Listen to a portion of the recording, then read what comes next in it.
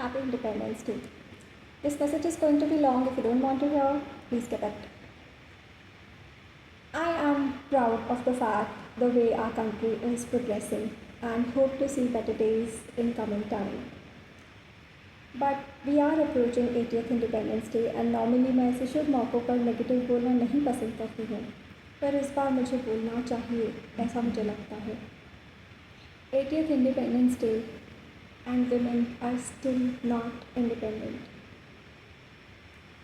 Cases handle करते वक्त बहुत बार मुझे ऐसा लगता है कि फ़ीमेल हेल्थ इसलिए ख़राब नहीं है क्योंकि वो डाइट और लाइफस्टाइल अच्छा फॉलो नहीं करती.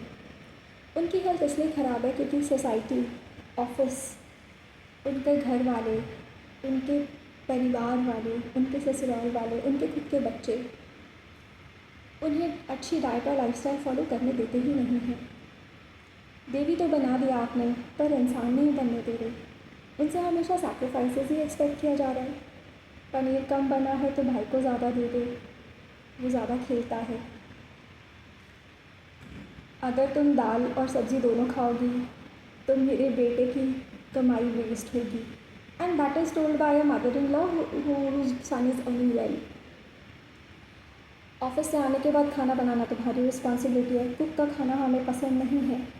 सास की हेल्थ अच्छी है बट वो नहीं बनाएंगी, बेटे को बनाने नहीं देगी क्योंकि रिस्पॉन्सिबिलिटी सिर्फ बहू की है. अगर वो अपने घर वालों को बताए, फीमेल्स को तो एडजस्ट करना ही पड़ता है.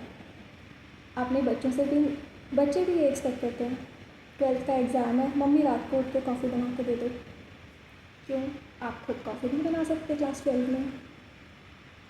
That's the scenario even today. हम मदर्स को सुपर वुमन समझते हैं. 80th इंडिपेंडेंस डे पे मैं एक रिकमेंडेशन करना चाहूँगी. ह्यूमन समझना शुरू कर दीजिए. मशीन नहीं है वो कि सारा खाना बनने के बाद 9:30 बजे आप कह रहे हो कि अरे मेरा तो ना आज बैंगन का भरता भी खाने का मन था और बहू को बनाना पड़ रहा है. Okay, so start believing that she is also human. She needs to eat on time, she needs to exercise, she needs to rest, she needs to have fun. मेरे क्लाइंट्स में ना किसी की भी अपने स्कूल और कॉलेज फ्रेंड्स से कोई रिलेशन अब नहीं है. वो कोई एन्जॉयमेंट नहीं करती, specially if it's a working women जो ऑफिस भी जाती हैं और घर पे भी काम हैंडल करती हैं. उनका कोई सर्कल नहीं है. उनका सर्कल है हस्बैंड के फ्रेंड्स की वाइफ्स, जो शायद वो पसंद करती हैं, शायद ना भी करती हैं. They don't have a comfort zone. So start believing that women are humans to.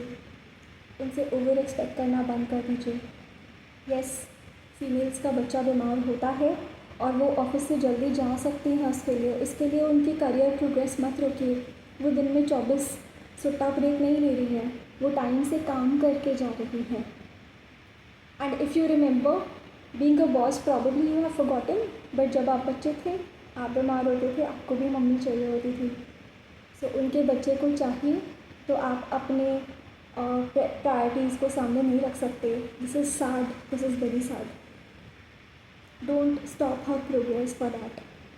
So I request the entire Indian society कि अगर एक सपोर्टिव इन लॉज बहू को हेल्प कर रहे हैं बच्चे संभालने में, जॉब करने में, तो उन्हें टोंट मत मारिए.